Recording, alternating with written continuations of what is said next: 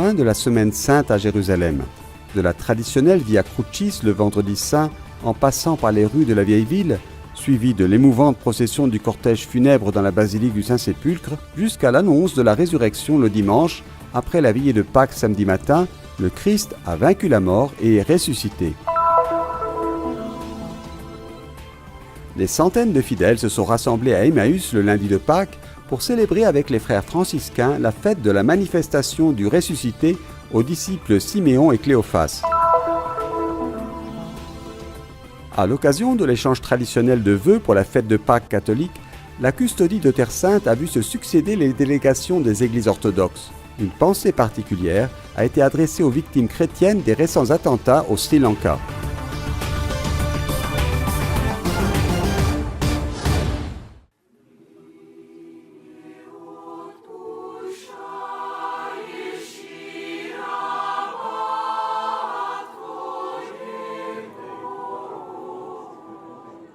Accompagner Jésus avec sa croix sur le Golgotha.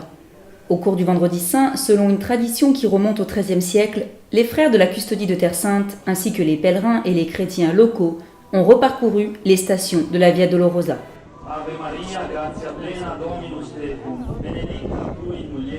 Et il sortit, portant sa croix, et vint au lieu dit du crâne, ce qui se dit en hébreu Golgotha, nous dit l'évangéliste Jean.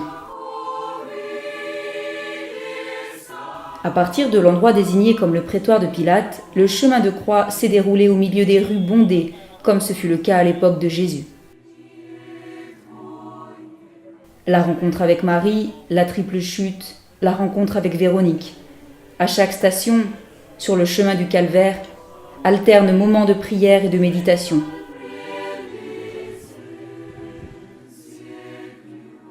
Pas à pas, pour commémorer les derniers moments de la vie de Jésus, jusqu'à la basilique du Saint-Sépulcre, dans l'attente de la plus grande annonce, la victoire sur la mort.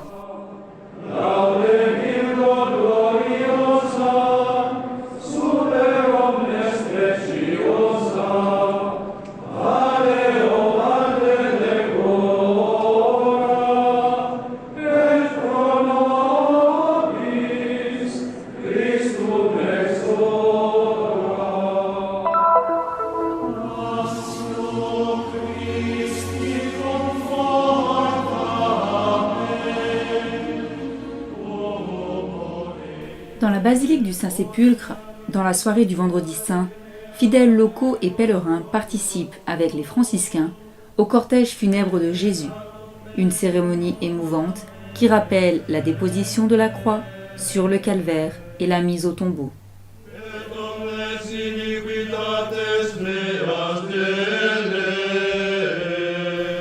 Comme il se faisait tard, arriva un homme, originaire d'Arimathie, qui s'appelait Joseph, et qui était devenu lui aussi disciple de Jésus. Il alla trouver Pilate pour demander le corps de Jésus. Alors Pilate ordonna qu'on le lui remette.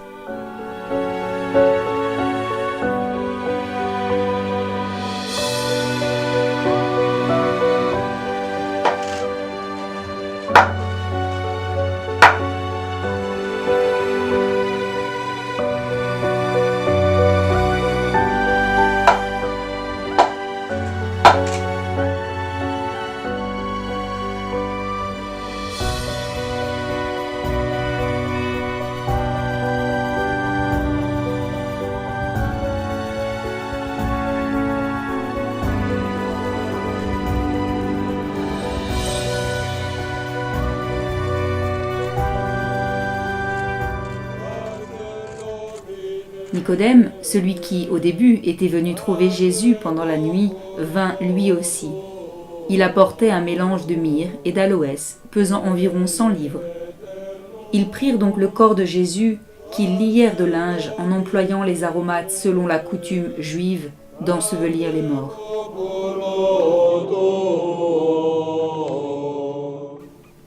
Joseph prit donc le corps et le déposa dans le tombeau tout neuf qu'il s'était fait tailler pour lui-même dans le roc.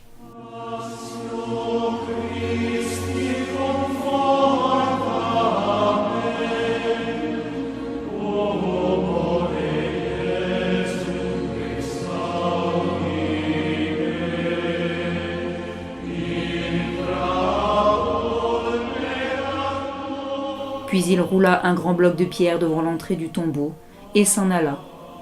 Il y avait là Marie de Magdala et l'autre Marie.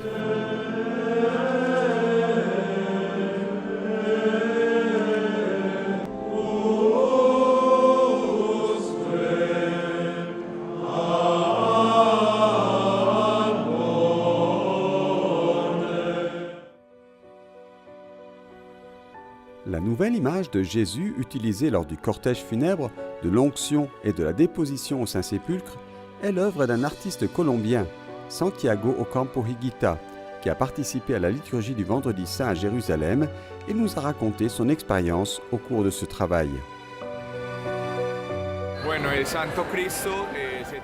Nous avons construit le Christ en 2 mois, avec le travail d'une grande équipe d'amis. Le Christ en Colombie s'appelle le Christ du silence, à la mémoire de toutes les victimes de la violence. Comme vous le savez, la Colombie est un pays très violent. Nous avons vécu une grande guerre et nous avons construit ce Christ à la mémoire de tous ceux qui souffrent dans le conflit colombien. Santiago nous a également raconté son expérience pendant le cortège funèbre. Pour nous, c'est une grande fierté. C'est une fierté pour tous les catholiques de mon pays, la Colombie, d'être représentés par cette image du Christ. C'est la première fois que ce pays reçoit ce type d'art colombien. C'est donc très significatif pour moi et pour mon équipe de travail.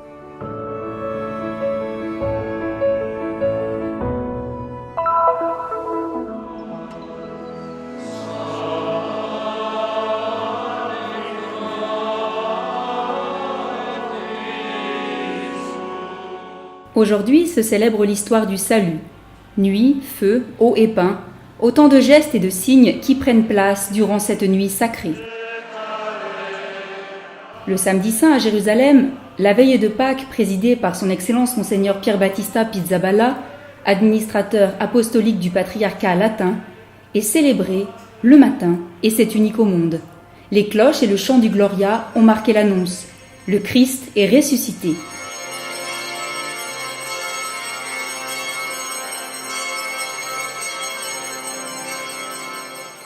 La mère de toutes les veillées, comme le dit la liturgie, a réuni de nombreux évêques, prêtres, consacrés et fidèles laïcs dans la basilique du Saint-Sépulcre. Une longue liturgie marquée par une succession de gestes symboliques qui, comme le souligne dans son homélie Monseigneur Pizzaballa, ne sont pas un souvenir. Ce que nous faisons à travers ces gestes n'est pas un mémorial de ce qui a été fait à nos pères. Aujourd'hui encore, ici, Dieu aime, crée, libère, conduit, pardonne. Aujourd'hui, ici, il accomplit l'œuvre de la rédemption. La bénédiction du feu a lieu devant la pierre de l'onction, puis l'on grave sur la bougie pascale les lettres alpha et oméga. Cette même bougie est ensuite éclairée d'une lumière prise directement au tombeau. Les 7 lectures qui proclament l'histoire du salut précèdent la grande annonce qui, depuis Jérusalem, résonne aux 4 coins du monde. Je vous annonce une grande joie, qui est l'Alléluia. La bénédiction de l'eau est suivie du renouvellement des promesses baptismales et de l'aspersion des fidèles. L'Eucharistie est le signe final par excellence, celui qui les englobe tous. C'est un sacrifice, un cadeau, une louange, un banquet, un partage, une célébration. Parmi les nombreux pèlerins qui sont venus, nous pouvons ressentir la joie de vivre la Pâque de la résurrection en ce même lieu. Je suis venue ici pour marcher sur les traces de mon Seigneur. Je suis très heureuse d'être ici, dans cette église, à ce moment-là. Je suis émue, je sens dans mon cœur l'amour que le Christ a pour nous tous. Aimons-nous les uns les autres. Nous sommes venus de Pologne, joyeuse Pâques. Nous avons porté toute l'histoire du salut sur la tombe du Christ. Mais il en va aussi de notre histoire personnelle. Nous avons vu tout ce que Dieu a fait. Aujourd'hui, nous apportons notre histoire faite de péchés, de labeur, de tant de choses que nous ne comprenons pas. Mettons-les là, sur cette tombe, pour qu'il puisse, avec sa lumière, les transformer en une nouvelle lumière.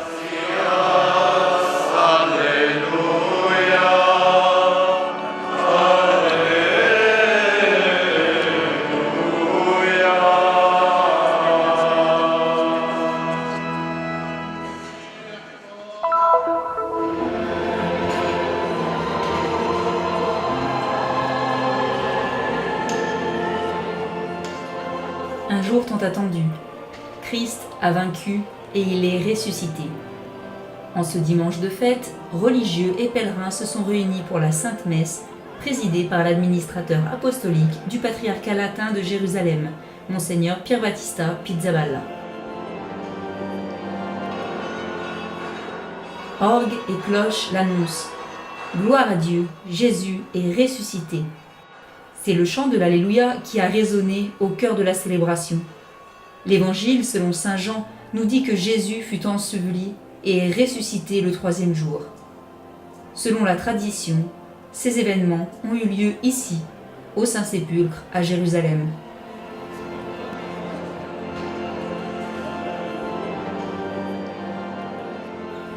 Nous avons besoin de nous tourner vers ce lieu et de porter notre attente et désir de vie pour renforcer notre foi dans le oui définitif de Dieu pour l'homme, a dit son Excellence Monseigneur Pier Battista Pizzaballa dans son homélie.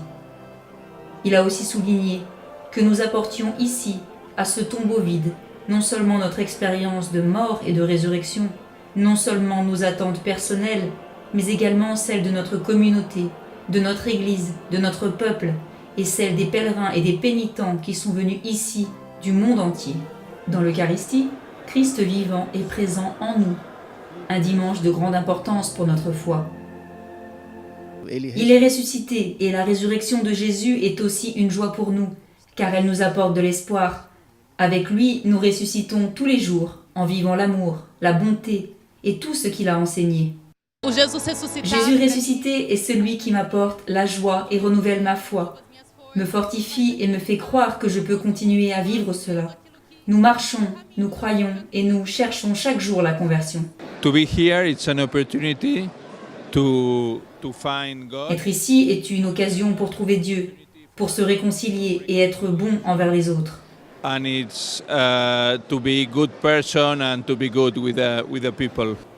À la fin de la célébration, les évangiles de Jean, Luc et Marc ont été proclamés autour du tombeau de celui qui a vaincu la mort et a été ressuscité. Un événement qui nous apporte l'espoir qu'un jour, comme le Christ, nous ressusciterons.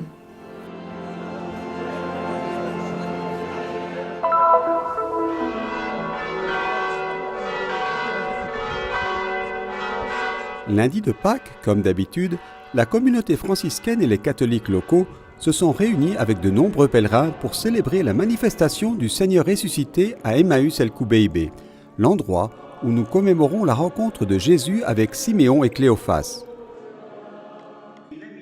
Avec cette célébration, a affirmé le custode de Terre Sainte, non seulement Jésus nous rappelle qu'il marche avec nous, même lorsque nous ne le réalisons pas, mais qu'il existe de nombreux messages que ce lieu saint laisse à ceux qui le visitent. Jésus nous offre une lecture pascale de tout ce qui se passe, même des expériences difficiles, négatives, même celles de la souffrance et de la mort. Jésus nous dit « Si vous ne lisez pas à la lumière de Pâques ce qui m'est arrivé, si vous ne lisez pas à la lumière de Pâques ce qui vous arrive, vous resterez prisonnier de la douleur qui vous dominera et de la mort dont vous ne pourrez plus vous relever. » C'est une opportunité qui permet au petit sanctuaire, difficile d'accès pendant l'année en raison du mur de séparation, de se remplir de centaines de fidèles. Bienvenue à tous les pèlerins qui sont venus ici aujourd'hui pour assister à notre fête à Emmaüs el-Koubeibé. Il y a une foule de gens qui sont venus malgré le mauvais temps, ce qui n'aide pas. Mais la foi aide à surmonter tous les problèmes. Toujours moins de pèlerins. Je suis désolée pour la communauté des frères qui vivent ici. C'est très difficile. Je prie toujours pour eux, qu'ils aient confiance en Dieu, persévèrent à rester ici et à garder cette terre sainte. C'est une libération parce que maintenant vous pouvez aller à Emmaüs, al-Kébéber. Maintenant, nous pouvons rejoindre le vrai Emmaüs, celui évangélique. Nous approcher, toucher et vivre le 5e évangile. Après s'être assis à table avec eux, il prit le pain, prononça la bénédiction, le rompit et le leur donna. À ce moment, leurs yeux s'ouvrirent et ils le reconnurent.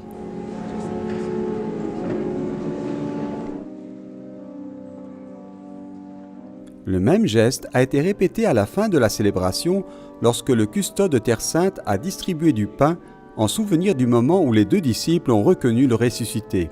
Ogni volta che noi spezziamo il pane, in qualche modo Chaque fois que nous rompons le pain, Jésus est présent parmi nous. Même quand nous rompons le pain avec les plus pauvres, les plus nécessiteux, Jésus se rend encore présent. Une fois que Jésus est reconnu, nous devons courir l'annoncer aux autres. Il ne faut pas avoir peur. Même si la nuit est déjà arrivée, il faut repartir et dire « Je l'ai rencontré ». in cammino e dire l'ho incontrato.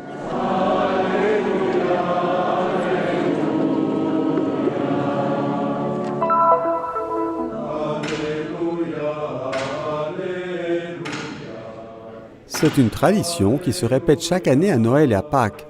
Les délégations des églises orthodoxes se sont succédées mardi 23 avril au couvent du Saint-Sauveur pour les vœux de Pâques à la communauté franciscaine. Au centre des discours des chefs d'église sont l'entraide ainsi que l'attention et la prière pour la tragédie qui vient de se produire au Sri Lanka. Les premiers étaient les Grecs orthodoxes. Le patriarche Théophile III a adressé ses condoléances pour les victimes du Sri Lanka et souligné le rôle essentiel des communautés chrétiennes de Jérusalem. Dans son discours, le custode de Terre Sainte, frère Francesco Patton, citant la tragédie sri-lankaise, a ajouté que la résurrection devient la source de notre capacité à aimer. C'est important pour les personnes qui viennent dans ces lieux.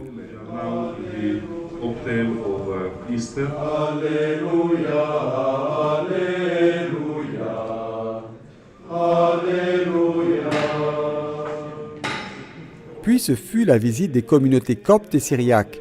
Le métropolite Abba Antonius, à la tête de la communauté copte, a rappelé à quel point la fête de Pâques devait être importante, car le Christ, avec la résurrection, a changé l'histoire, ouvrant nos vies à la vie éternelle. Il a invité à prier pour les chrétiens persécutés. La délégation syriaque a tenu à souligner l'importance de la semaine de Pâques pour tous les chrétiens, en affirmant que, en dépit des différences de calendrier, nous continuons à nous concentrer sur ce qui nous unit. À ceci, frère Patton a demandé de prier pour que le Seigneur envoie des personnes de paix qui suscitent le dialogue et la paix, comme cela est arrivé dans la rencontre entre Saint François et le sultan El-Malik El-Kamil, dont les franciscains célèbrent cette année le 8e centenaire. La matinée s'est terminée par la visite de la délégation arménienne, conduite par le patriarche de Jérusalem, l'archevêque Nurhan Manoujan, qui a exhorté à ne pas oublier l'événement de Notre-Dame et celui du Sri Lanka. La violence n'est jamais le moyen de résoudre les problèmes, a-t-il averti, mais nous pouvons travailler sur l'éducation des nouvelles générations au dialogue, afin qu'ils ne se limitent pas aux dirigeants, mais qu'ils s'étendent aux masses. Ce n'est qu'ainsi que ce comportement amoral pourra être remplacé par l'amour. Easter greetings among our communities.